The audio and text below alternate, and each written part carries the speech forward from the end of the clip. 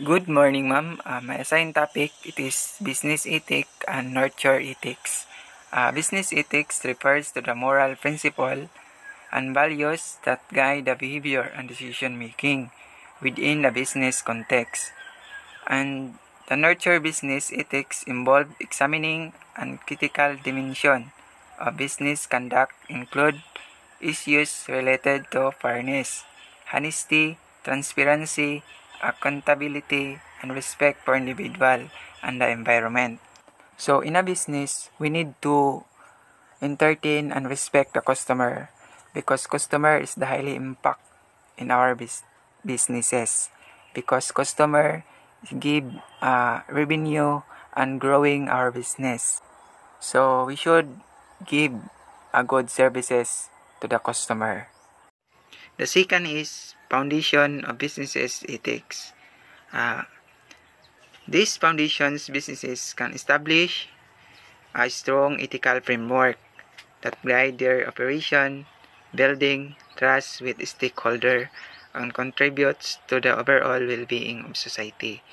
So we need to conduct research to know the issue. And the last is ethical issue in businesses. Businesses face various ethical issues that can have significant implication for their reputation, stakeholder, and society as whole. And have some example of issues businesses. First is fairness and discriminations. Second is environmental responsibility. In a businesses, it's important to establish clear ethical guidelines, to educate employees, and integrative ethical consideration into their decision-making process to address this issue appropriately. That's all and thank you. Understanding the ethical decision-making process. There are four individual factors. The first one is the moral philosophies, which are principles of rules. The first one is the moral philosophies, which are principles or rules that individuals apply in deciding what is right or wrong. The second one is the consequentialism, is a class of moral philosophy that considers a decision right or acceptable if it accomplishes a desired result such as pleasure, knowledge, career growth, the realizations of self-interest or utility. Under the consequentialism is the egoism. It is a philosophy that defines right or acceptable conduct in terms of the consequences for the individual. In a decision-making situation, the egoist will probably choose the alternative that most benefits his or her self-interest. The second one is the utilitarianism, is another consequentialist philosophy that is concerned with consequences, but utilitarian seeks the greatest good for the greatest number of people. Using a cost-benefits analysis, a utilitarian decision-maker calculates the utility of the consequences of all possible alternatives and then chooses the one that achieves the greatest utility. Number 3 is the contrast with consequentialism, which is the ethical formalism, which is a class of moral philosophy that focuses on the right of individuals and on the intention associated with a particular behavior rather than on its consequences. The last one is the justice theory, which is a class of moral philosophy that relates to evaluations of fairness, dispositions to deal with perceived injustice of others. Justice demands fair treatments and due rewards in accordance with ethical or legal standards. There are three types of justice that can be used to assess fairness in different situations. The first one is the distributive justice, which evaluates the outcomes or results of a business relationship. For example, if an employee feels that she is being paid less than her coworkers are for the same work, she has concern about distributive justice. The second one is the procedural justice, which assesses the process and activities employed to produce an outcome or results. Procedural justice in terms of compensations would relate to perceptions that salary and benefits decisions were consistent and fair to all categories of employees. The third one is the interactional justice, which evaluates the communication processes used in the business's relationship. Being untruthful about the reasons for missing work is an example of an interactional justice issue. One reason that different people make different decisions when confronted with similar ethical situations may be that they are in different stages of moral development. These stages include the following: A. Punishments and obedience. B. Individual instrumental purpose and exchange. C. Mutual interpersonal expectation, relationship, and conformity. D. Social justice and conscience maintenance. A. Prior rights, social contract or utility. And F is the universal ethical principles. Organizational relationship. Ethical choices in business are most often made jointly in committees and work groups or in conversations with co-workers. Significant others include superiors, peers, and subordinates in the organization who influence the ethical decision-making process. Opportunity is a set of conditions that limit barriers or provide rewards. Opportunity is a set of conditions that limits barriers or provide rewards. Together, organizational culture and the influence of co-workers may foster conditions that hinder or permit misconduct. Opportunity usually relates to employees' immediate job, context where they work, with whom they work, and the nature of the work.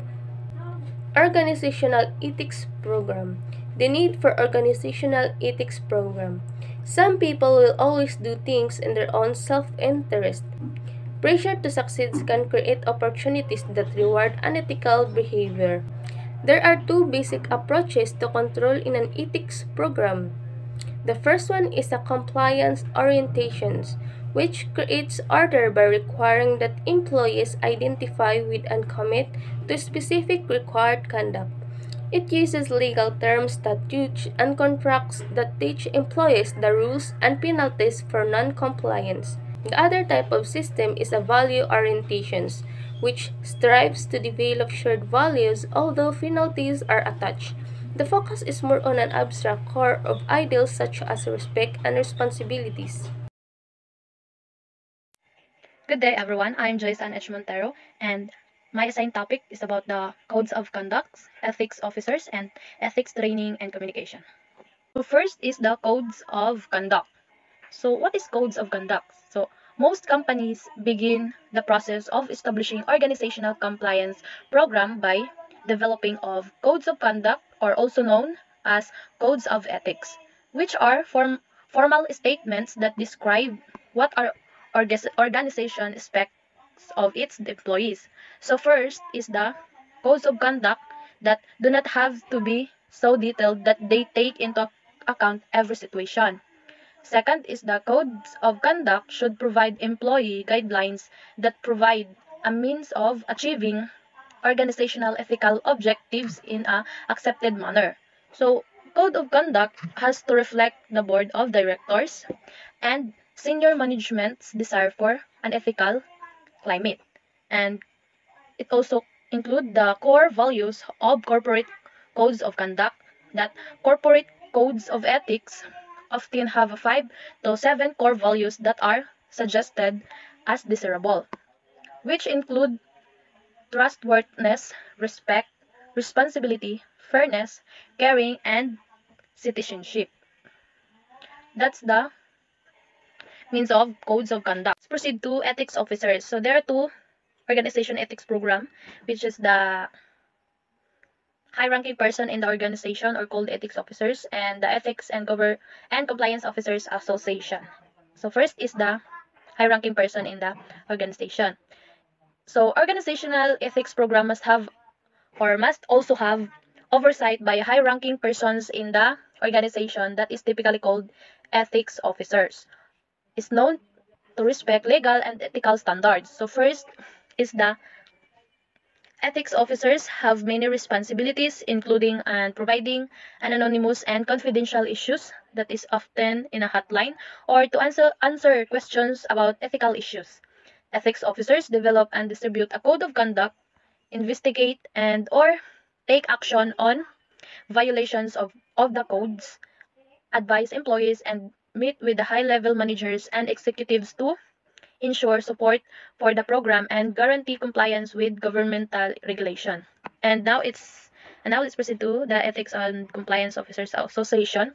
So this is an organization for those who are at the front lines of managing ethics program. So this group has over 1,200 members. So these officers are responsible for oversight of their organization's ethics and legal compliance programs and demonstrate professional commitment by being a member of an organization that shares best practices and provides programs to assess members. So that's the Ethics and Compliance Officers Association. Kami dun sa Ethics and Officers, last topic, which is the ethics training and communication. So an organization compliance program require instituting an ethics training program and communication system to educate employees about the firm ethical standards. So there are the benefits of employees of ethics training and compliance include first, making employees aware of available resources, support systems, and people who can be of assistance in ethical and legal matters. Two is empowering employees to ask tough questions and make ethical decisions. So next is in effectiveness of ethics training. So first is the effectiveness of ethics training depends on the understanding of employees as to why it is conducted and how it fits into the organization, and also their own role in implementing it. And two, it also the managers of all departments must be involved. And three, ethics training should be related to actual situations, of course, that will employees may experience. Like for example, in the Lockheed Martin developed a training game called Gray Matters. And also the behavioral simulation is relatively new training device. So in refreshing training can be offered to ensure employees continuing business ethics expertise. And also the goal of ethics training is to ensure that an employee is first recognized when a situation requires ethical decisions making, and to understand the values and culture of the organization, and three is able to evaluate the impact of ethical decisions on the company. So that's all about in ethics training and communication.